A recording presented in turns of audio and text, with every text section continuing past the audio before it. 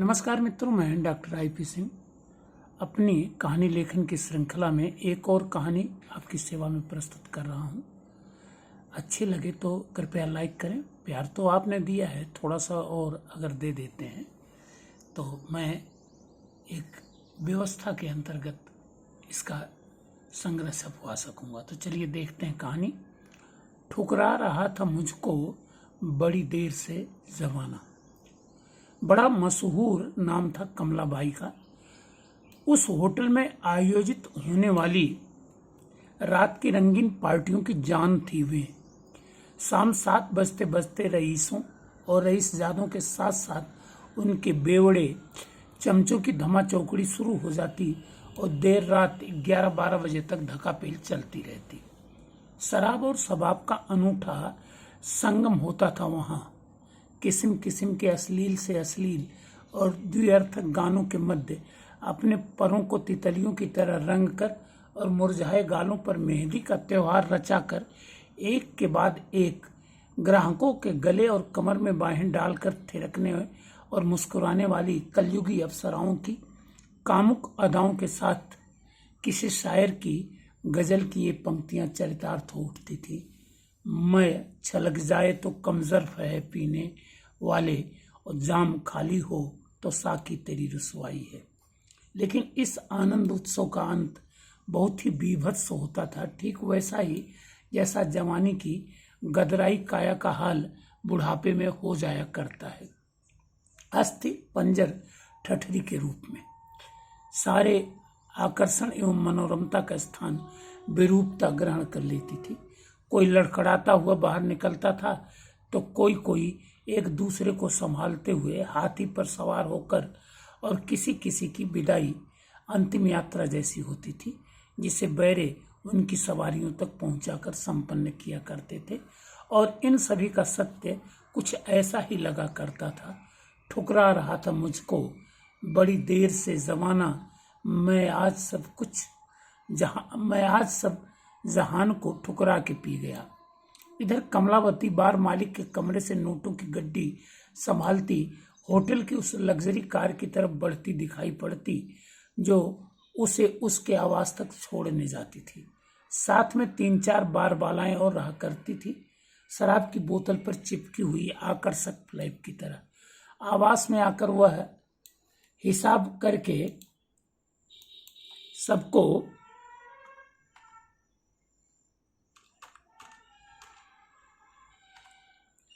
खुश करके विदा करती और फिर सिगरेट का पैकेट, ड्राई फूड, कोई चखना और विस्की की बोतल खोलकर शुरू हो जाती, तब तक के लिए जब तक कि वहीं सोफे पर लुढ़क नहीं जाती थी।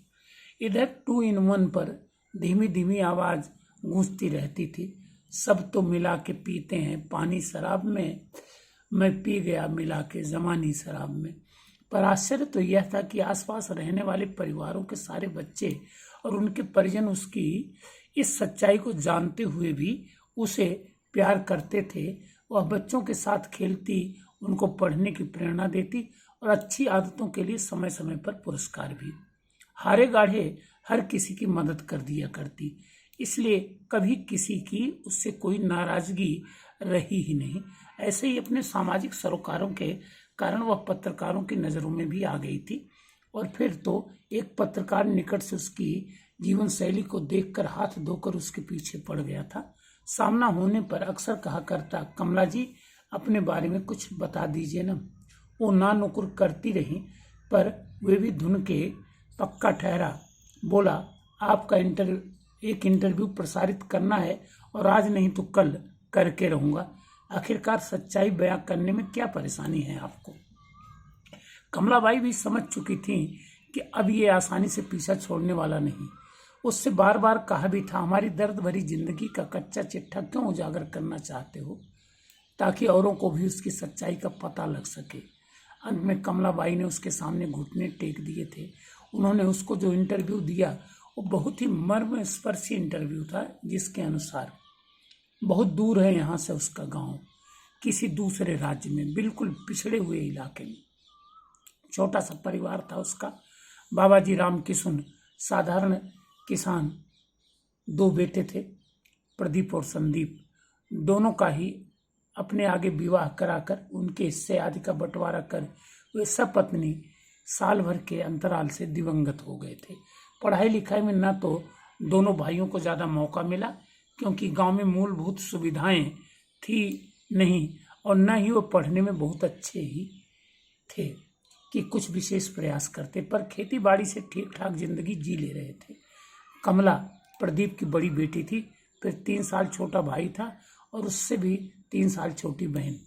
कमला वैसे तो पढ़ने में बहुत अच्छी नहीं थी, पर डांस में 8वीं कक्षा तक पहुंचते पहुंचते महारत हासिल कर ली थी।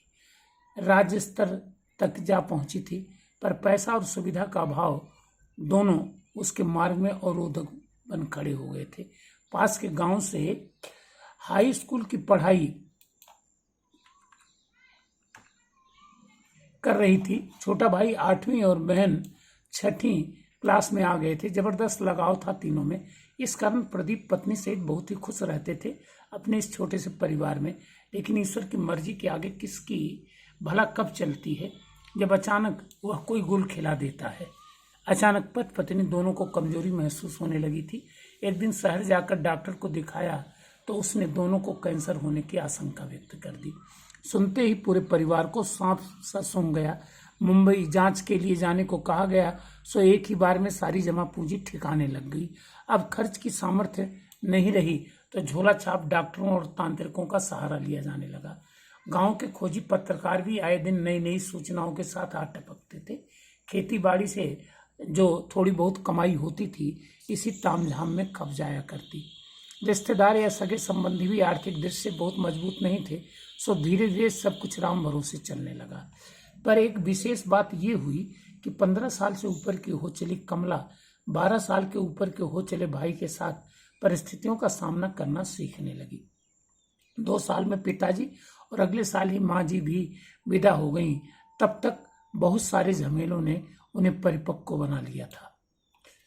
इधर भाई और छोटी बहन पढ़ने में बहुत अच्छे निकल रहे थे, पर कमला करे भी तो क्या करे। महत्वाकांक्षाएं अभाव की चट्टानों से टकराकर दम तोड़ देती थी और वह मन महसूस कर रह जाती थी। चाचा संदीप उसके परिवार के प्रति संवेदनशील तो थे, पर उनकी आर्थिक स्थिति भी बहुत सही नहीं थी। फिर अब तो मदद भी सामने वाले से जुड़ी संभावनाओं को देखकर की जाती है। लेकिन कमला जुटी रही। पापा की पुरानी साइकिल पड़ी थी, सही कराकर भाई को दे दिया। दोनों भाई बहन उसी से स्कूल आने जाने लगे। इधर किसी रिश्तेदार के कहने पर वह दूर किसी शहर में नौकरी की तलाश में आ गई। सोचा था थोड़ा बहुत भी बचा लेगी तो दोनों की पढ़ाई पूरी करा लेगी। रिश्तेदार परिचय के एक होटल में उसे साथ लिवा गए और मालिक से बोले, खाना बनाने, कमरों की सफाई, साफ सफाई या रजिस्टर में एंट्री आदि करने का कोई भी काम दे दो, कर लेगी। उसने उसके एजुकेशन आदि के बारे में पूछा तो बता दी 10वीं पास है और स्टेट लेवल तक डांस भी कराई है। अचानक उसके चेहरे पर चमक आ गई। बोला, वैसे कामों से तो कितना वेतन मिलेगा? मेरे बड़े वाले होटल में बार बाला की जगहें खाली हैं, ज्वाइन कर लो, कमाई ही कमाई है इस काम में।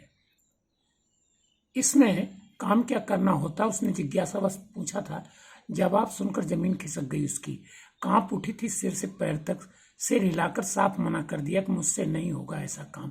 तब होटल मालिक ने साथ आए आदमी से कहा था, इसको नाश्ता आदि करवा दो ले जाकर, मान जाए तो ठीक, नहीं तो कोई जोर जबरदस्ती नहीं है, अन्य कोई काम दे देंगे, पर उसी हिसाब से वेतन भी मिलेगा। वह सामान्य काम करने के लिए तैयार हो गई। होटल मालिक अनुभवी तो था ही, मान लिया कि चिड़िया फंस चुकी है, आज नहीं तो कल से सब कुछ करेगी। उसे उसी होटल के रिसेप्शन में बैठा दिया। अच्छा काम किया तो महीने के 4000 रुपये मिल गए थे।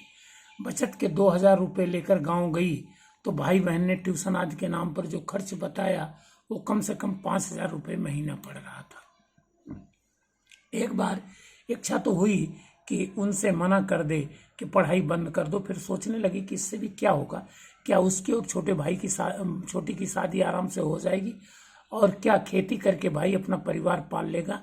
अंत में तय कर लिया कि बार बाला वाला काम ही कर लेते हैं, कम से कम इन दोनों की जिंदगी तो ठिकाने लग ही जाएगी, अन्यथा तीनों का ही जीवन बर्बाद हो जाएगा। अगले दिन होटल आकर उसने मालिक से हाँ कर दिया कि वह बारबाला का काम कर लेगी। 2-3 दिनों में उसने सारी बातें समझ ली और फिर ग्राहकों को रिझाने तथा खुश करने के लिए जी जान लगा दिया। कुछ ही दिनों में उसका होटल मशहूर हो गया और जब मालिक ने पहले महीने की पगार के रूप में 50,000 रुपये की गड्डी उसके हाथों में रखी तो वह चकित रह गई। मालिक ने कहा था, सोचो 1 साल की कमाई 1 महीने में ही हाथ में आ गई।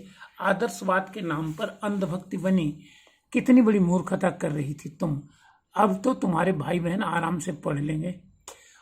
उनके पूछने पर उसने कहा था, हाँ सर, मेरा जो होगा सो देखा जाएगा, पर उन दोनों की जिंदगी तो ठिकाने लग ही जाएगी। इस पर उन्होंने बहुत गंभीर होकर कहा था, बिल्कुल सही।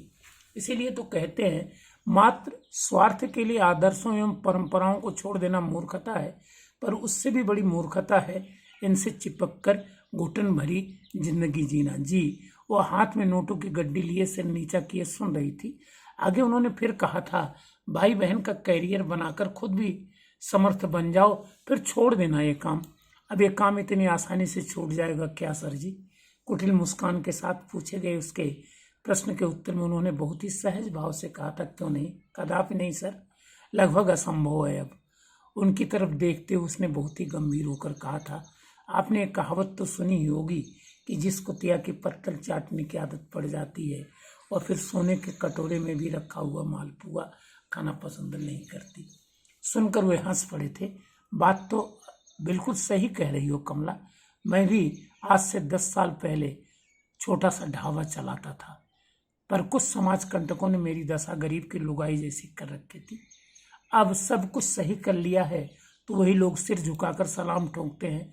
मजाल क्या कि अब कोई आंख दिखाकर निकल जाए, पर उसके लिए बहुत कुछ गलत करना पड़ा है और अभी भी करना पड़ रहा है, जिसे छोड़ देना अब मेरे बस की बात नहीं बल्कि संभव भी नहीं है। बिल्कुल सही है सर, कमला ने कहा था। इस पर उन्होंने सामने रखे गिलास से थोड़ा पानी पिया था और उसे समझाने लगे थे, मैं नहीं कहता कि ये काम बिल्कुल सही है, पर विसंगतियों और मजबूरियों के मद्देनजर बहुत गलत भी नहीं, बाकी तुम्हारी मर्जी।